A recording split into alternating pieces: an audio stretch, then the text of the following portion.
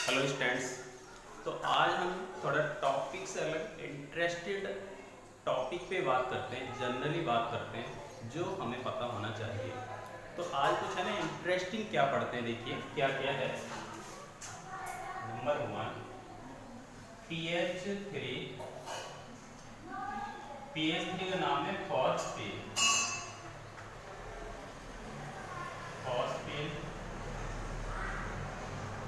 और O3 इसका नाम है ओजोन।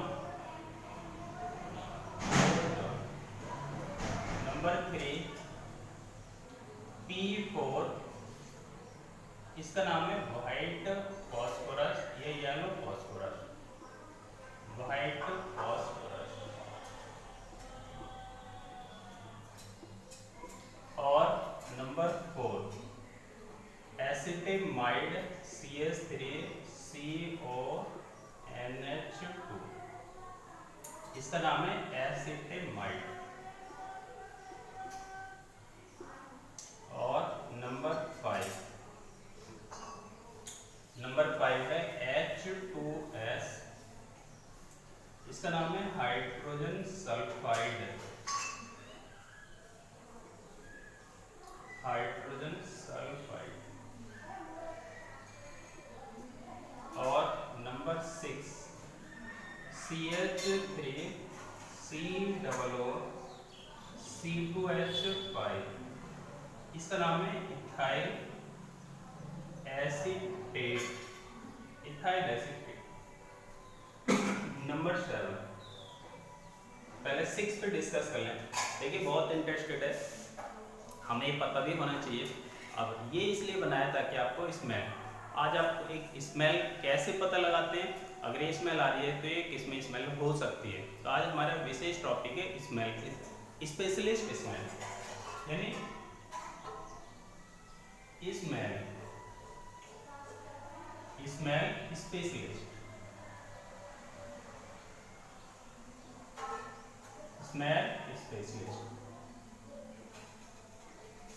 आज आप स्मेल को करने वाले स्पेशलिस्ट बन जाएंगे। तो देखिए कैसे इसको बताते हैं। पीएच3 क्या है? फॉस्फेट। तो ध्यान रखना, पीएच3 में स्मेल आती है मछली जैसी स्मेल आती है, ठीक है। मछली में भी स्मेल होती है, हम नोटिस नहीं कर पाते, वो अलग बात है, लेकिन कोई ना कोई स्मेल जरूर इनमें होती है। अब देखो O3 की बात करें, ओजोन। O3 क्या है? प्रोटेक्टिव लेयर कहते हैं। इसमें भी मछली जैसी स्मेल आती है, as like smell of fish. तो P4 व्हाइट फॉस्फोरस, इसमें स्मेल आती है लहसुन जैसी। अब देखिए आपने देखा होगा, जो लहसुन नहीं खाता है वो सब्जी के अंदर बता देता है कि सब्जी में लहसुन पड़ा हुआ है, उसको स्मेल आ जाती है। बहुत सौ को लहसुन की स्मेल क्या, पास में चूहा बिल्ली अगर मर के भी सड़ जाएगा तो उनको वो भी स्मेल नहीं आती है। इसका मतलब क्या है, स्मेलिस्ट वाली ग्रंथि उनकी क्या है, खराब है, ठीक है। जो अच्छी है उनको स्मेल बहुत दूर से आ जाती है। CH3CONH2 इसका नाम है एसिटेमाइड। इसमें आती है चूहे जैसी गंध, रैट स्मेल। आपने कभी देखा है रैट कहीं भी छिपा हुआ है, कैट बाहर से आएगी और उसको उसी कोने में ढूंढ के निकाल लेगी। यानी देखो, ह्यूमन को रैट स्मेल नहीं आ रही है, लेकिन कैट को रैट स्मेल दूर से भी आ जाती है और उसकी स्मेल के द्वारा ही वो उसकी पहचान कर लेती है कि रैट छिपा हुआ कहाँ है। तो देखो कैट स्पेशलिस्ट स्मेल है। फिर बात करते हैं, देखो H2S जिसका नाम है हाइड्रोजन सल्फाइड। हाइड्रोजन सल्फाइड में भी कैसे स्मेल आती है, उसमें एक तरीके से अंडे जैसे स्मेल आती है, एग जैसे स्मेल आती है। अब जो खाते रहते हैं एग को, वो तो समझ लो उनकी तो स्मेल क्या होगी, उनकी स्मेल खत्म होगी, उनको तो स्मेल आएगी ही नहीं किसी में से भी। यह आती है, समझ लो उन्होंने स्मेल्स वाली फीलिंग अपनी क्या कर ली, समाप्त कर ली। लेकिन H2S में काले नमक जैसी या अंडे जैसी स्मेल आती है, अंडे में भी स्मेल यानी होती है। अब इथाइल एसीटेट की बात करते हैं। देखो इथाइल एसीटेट तो बहुत अच्छी स्मेल, सबसे ज़्यादा अच्छी स्मेल इसी में, मुझे तो इसी में अच्छी लगती है। कैसे? अगर हम फ्रूट्स की दुकान से पास होके निकले वहाँ से, तो आपने देखा बड़ी अच्छी मीठी सी स्मेल आती है, यानी फ्रूट स्मेल। तो इथाइल एसीटेट में भी वही स्मेल आती है, फ्रूटी स्मेल आती है, बहुत अच्छी मीठी लगती है, टेस्टी लगती है, यानी स्मेल करोगे तो बहुत अच्छी लगेगी स्मेल करने। तो इथाइल एस्टेट की बात हुई, ठीक है। अब बात करते हैं देखो N2S नाइट्रस ऑक्साइड। अब आपको बहुत स्मेल करा दी, थोड़ा सा आपको क्या करा दें, स्माइल भी करा दें, आपको हंसा भी दें। नाइट्रस ऑक्साइड नाम है इसका, नाइट्रस ऑक्साइड, नाइट्रस ऑक्साइड।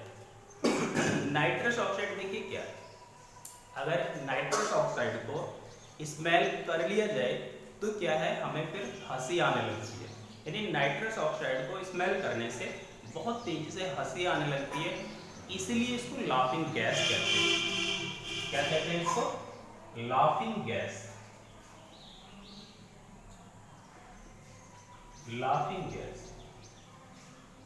तो अगर कोई ज्यादा सैड है, ज्यादा दुखी है और उसको आपको हंसाना है तो N2O को स्मेल करा दीजिए, वो नेचुरली अपने आप ही, यानी नेचुरली तो नहीं लेकिन आर्टिफिशियली वो हंसने लगेगा। तो नेचुरली तो हंसी अलग ही होती है, आर्टिफिशियली हंसी अलग होती है। तो ये आर्टिफिशियली वाली हंसी शो कराएगा, ठीक है, क्योंकि ग्रंथि जो हंसने वाली ग्रंथि है उसको क्या करता है, उसको इफेक्टेड करता है और उसको हंसने के लिए मजबूर कर देता है। तो नाइट्रस ऑक्साइड क्या काम करता है, हंसाने का काम करती है, इसकी स्मेल को करने से हंसी आती है, इसलिए इसको क्या कहते हैं, लाफिंग गैस भी कहते हैं इसको, ठीक है। और अगर ज्यादा मात्रा में इसको सुंघा दिए तो ये बेहोश भी कर देगा। तो ये एक तरीके से एंथीस्टेट यानी निश्चित तक के रूप में भी इसको प्रयोग किया जाता है। तो ये नाइट्रस ऑक्साइड की बात हुई। और बात करते देखो हाइड्रोजन, हाइड्रोजन और ऑक्सीजन, ऑक्सीजन।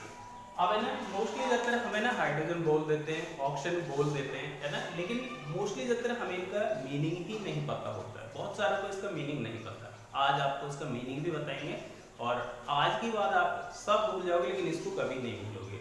हाइड्रोजन दो शब्दों के मिलने से बना है, हाइड्रा और प्लस जी, ये इधर लिख देते हैं। हाइड्रोजन बराबर क्या है, हाइड्रा, हाइड्रा प्लस जी, और ऐसी ऑक्सीजन बना ऑक्सी प्लस जी, ठीक है। अब हाइड्रा है ना, हमने उसका हाइड्रोजन क्या करा, उसका संधि विच्छेद कर दिया, हाइड्रा प्लस जी। हाइड्रा माने क्या होता है, जल, और जी माने क्या होता है, उत्पन्न करना, उत्पन्न करना, उत्पन्न करना। तो हाइड्रोजन का हिंदी में अर्थ है कि जल उत्पन्न करना। हाइड्रोजन का काम ही जल बनाना होता है, क्योंकि जल का फॉर्मूला क्या है, H2O। तो हाइड्रोजन का हिंदी में क्या अर्थ है, जल उत्पन्न करना। अब आते देखो ऑक्सीजन भी दो शब्दों के मिलने से बना, ऑक्सी प्लस जी। ऑक्सी माने क्या है, ऑक्सी माने लाइफ यानी जीवन, और जी माने क्या, वही उत्पन्न करना, जी माने उत्पन्न करना।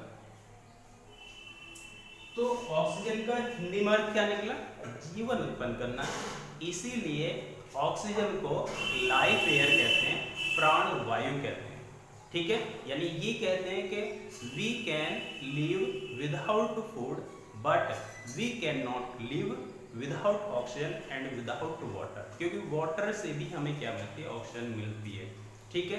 तो इसी इंटरेस्टेड टॉपिक के साथ इसको लेक्चर को बंद करते हैं और बीच बीच में इंटरेस्टिंग टॉपिक्स ऐसा आपको बताते रहेंगे और अपने टॉपिक को भी साथ लेकर चलते रहेंगे। Thanks all of you students, thank you very much.